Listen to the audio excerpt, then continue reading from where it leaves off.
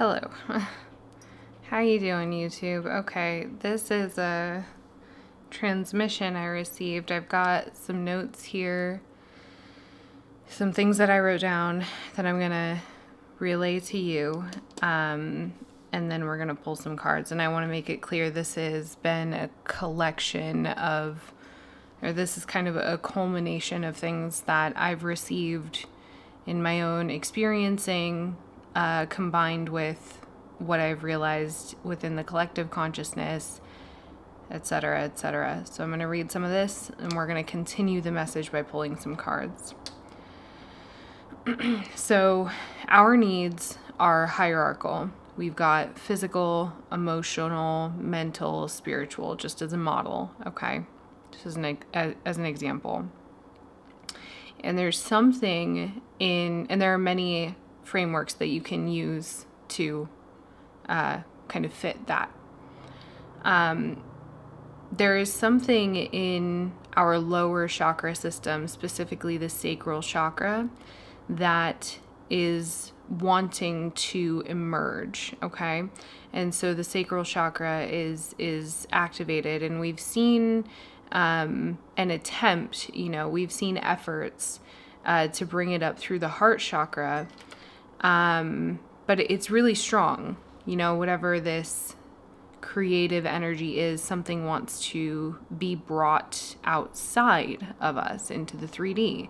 Whatever that is for you, it could show up in a number of ways, okay?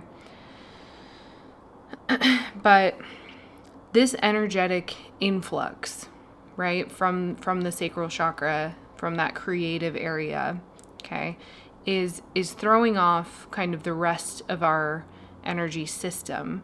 And I'll explain this in a second, but the way that it's like throwing it off is it's showing up as patterns and behaviors that don't fit in the current version of the self, and certainly doesn't fit in what you are creating, who you are becoming, right? What you are creating in terms of like the version of you that you are turning into, okay? The version of you that you are morphing into. So there's been a lot, and you might have noticed this in the form of dreams. There's been a lot in the subconscious mind that is trying to get out, okay?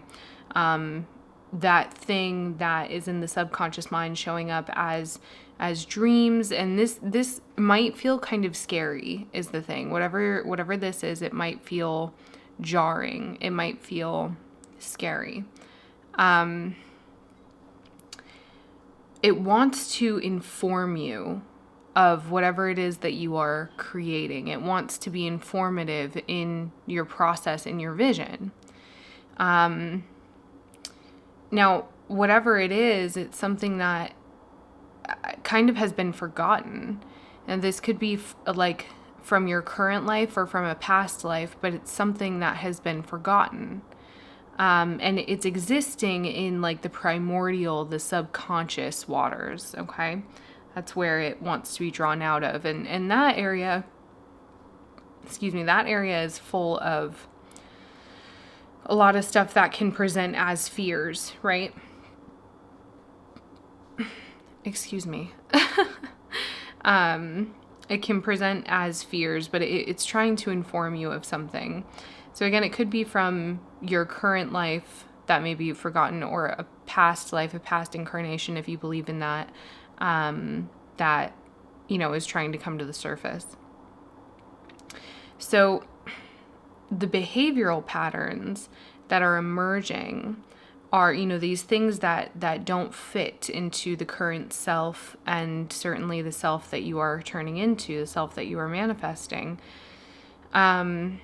What those patterns, what those behaviors are attempting to do is stabilize you during this process of emergence. But those stabilizing patterns, again, they no longer work. It is kind of like a protection measure, right? It is a boundary or a coping mechanism that it just doesn't fit, you know, it doesn't fit anymore. They never truly worked, but they worked in former versions of the self that you've kind of done away with, you know. And part of why this is taking place is because you have done what one would call like parts work. You have identified the separate parts of yourself. And this was really important because this is what got you here, right? This is what got you to this point of, I'm hearing the word reckoning, this point of, I guess, reconciliation, where you've got these old patterns showing up that are attempting to stabilize you, attempting to keep you safe, right?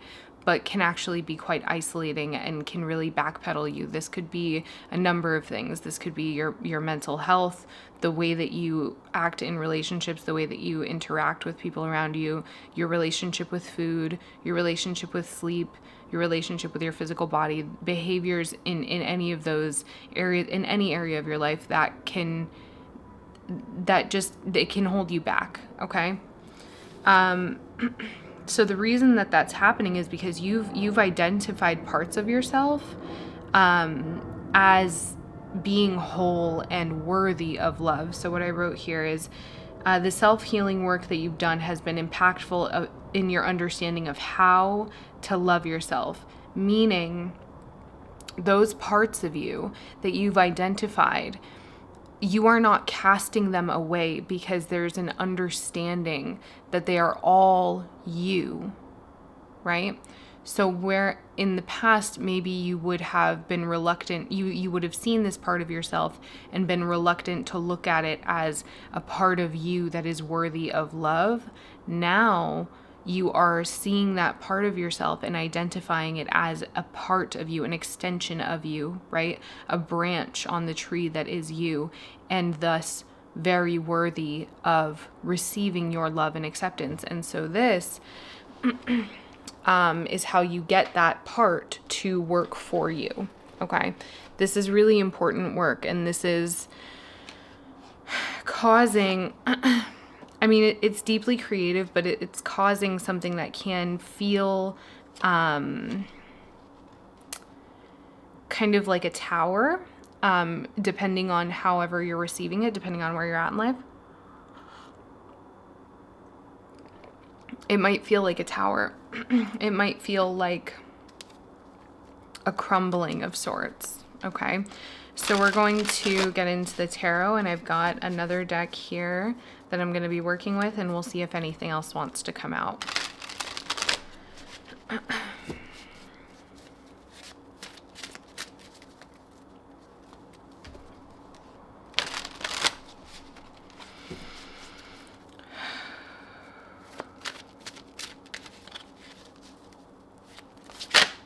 Okay, so the Queen of Swords right away,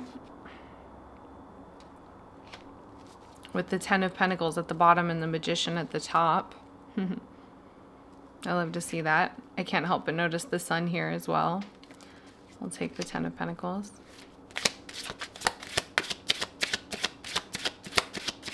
The Queen of Swords is the parts of yourself.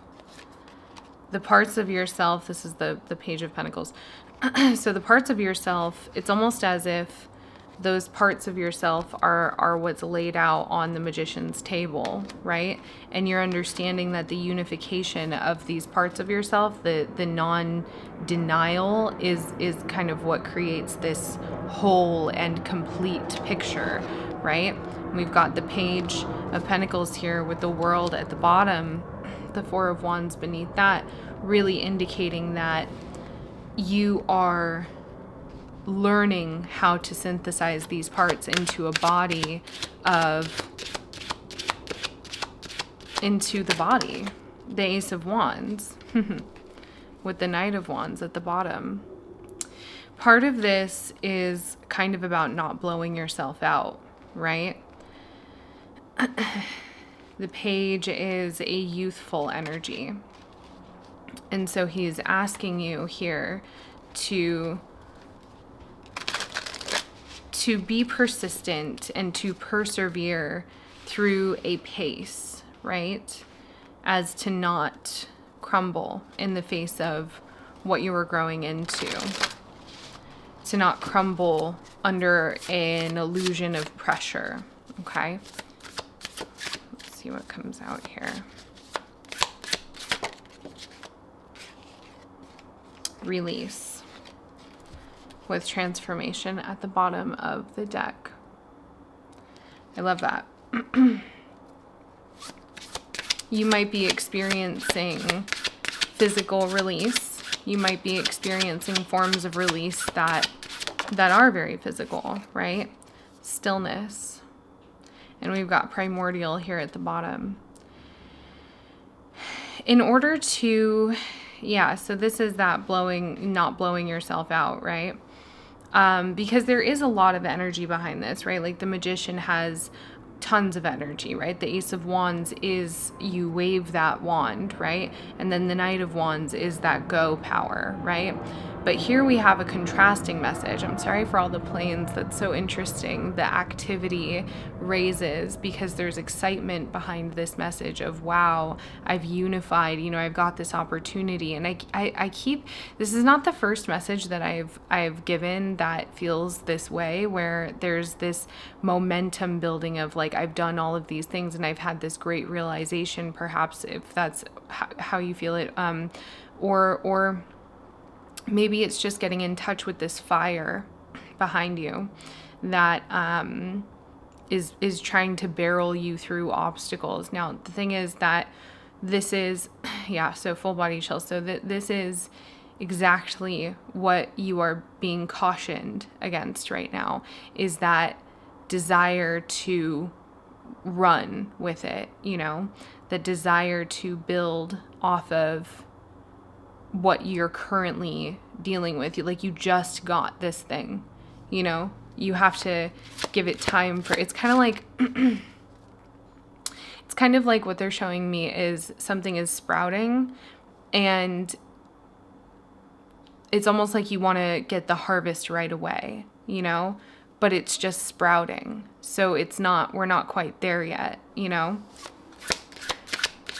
can't harvest a sprout. I mean, you can, but that's a different, even if you're growing sprouts. So we have thinking here. And this card, which, I have the guidebook because these ones don't have names on the cards. This deck is funny. They make you buy the guidebook separate, and I understand why now. It's a very good marketing tactic. Let's see. Unfathomable, right? So I'm not going to read the whole thing, but it's, so thinking and unfathomable. It's deep. It's that, one of the words for that card is unconscious, right? So it's, you're thinking about this thing that it can't be conceptualized yet. It is not fathomable yet, And by thinking about it with that Queen of Swords, it is, okay, so sageness. How about just being, That's kind of part of this message is in order for this to come through, we must learn how to be first, because this thing, in unifying those parts of yourself, whatever that fabric is that comes from, I've identified these parts of myself and I'm not casting any of them away. I'm not denying any of that, right? It's what they're showing me is a fabric, a tapestry, morphing from the vision of these parts of yourself. They're all kind of being woven into one tapestry, and it is the ability to observe and to allow that tapestry to come together. That is what ensures the creation of the tapestry at all, right? The wholeness, the individuation, if you will, right? That is trying to take place. So this card at the bottom of the deck, Anemus, I actually have not seen it before, so we're just going to take a quick look. This is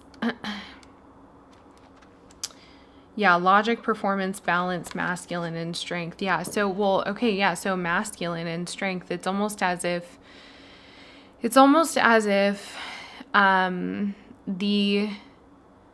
the creation of, yes, so the creation of the tapestry itself is a deeply feminine process. It is a process of flow, of intuition, it is a creative process, right? There is a molding together that is taking place. And so that requires the stillness of the masculine. A dear friend and one of my teachers said that, and I don't think she intended it to be like, here's this piece of wisdom, but it really stuck with me about